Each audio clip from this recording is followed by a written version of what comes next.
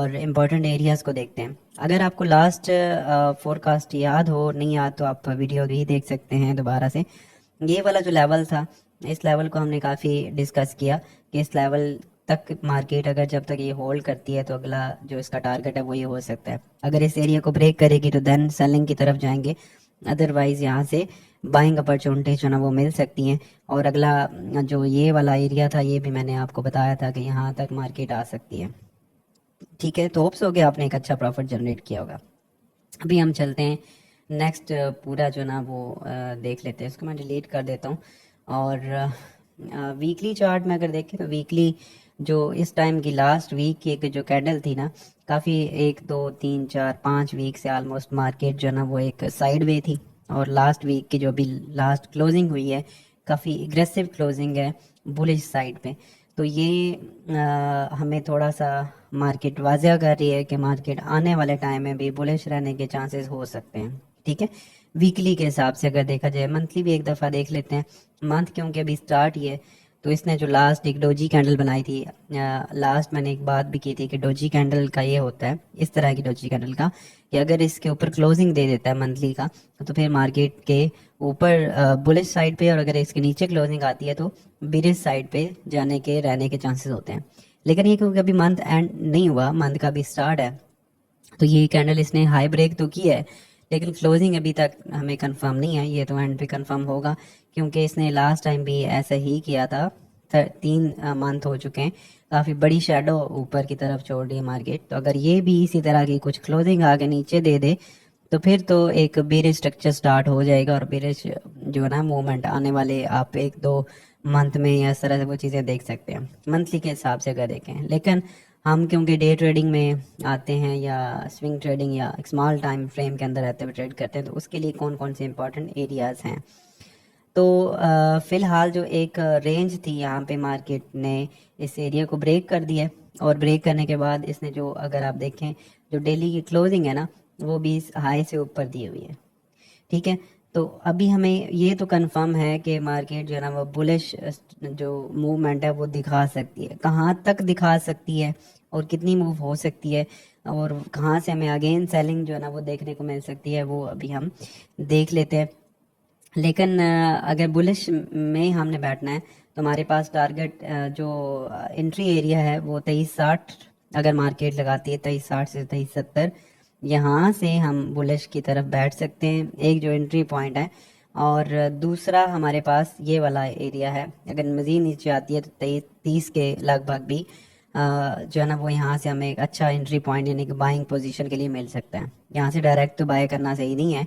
हाँ, ये है कि रिट्रेसमेंट के ऊपर हम बाइंग देख सकते हैं, क्योंकि इसने क्लोजिंग ऊपर दी है। हाँ, जितना भाई जो हमारा एक बड़ी कैंडल ये वाली थी, इसके ब्रेक करने के बाद मार्केट ने ऊपर क्लोजिंग दी हुई है, तो ये एक वाजिया पोजीशन है कि मार्केट का जो स्ट्रक्चर है वो बुलिश साइड पे जा सकता है। ठीक है, अब हम H4 के अंदर अगर देखेंगे तो हमें थोड़े से वाजिया जो है ना वो लेवल्स मिल जाएंगे। अच्छा, जब तक मार्केट इस वही वाला लेवल है 22 22 86 2286, इससे ऊपर ऊपर मार्केट है तो बुलिश साइड पे ही जो ना वो ज़्यादा हमें देखना चाहिए। हाँ, अगर इससे ब्रेक होती है तो फिर ये नीचे आ सकती है, लेकिन जिस तरह से एग्रेसिव मूव हुई है, अब इसको लगता नहीं है कि ये जो है वो बेरिश स्ट्रक्चर की तरफ आएगी या बेरिश साइड पे ये मूव करेगी। अब हमारे पास कौन कौन से ऐसे एरियाज हैं जिनसे हमें जो है ना वो एंट्री करना है, और कहाँ से हमें अच्छा टारगेट मिल सकता है। बुलिश साइड अगर देखनी है तो ये जो रेंज है ना, ये वाली, इस रेंज में अगर हमें मार्केट मिलती है तो ये एक अच्छा बुलिश स्ट्रक्चर हो सकता है, और यहाँ से हम अपनी बाइंग जो है ना वो फाइंड करेंगे।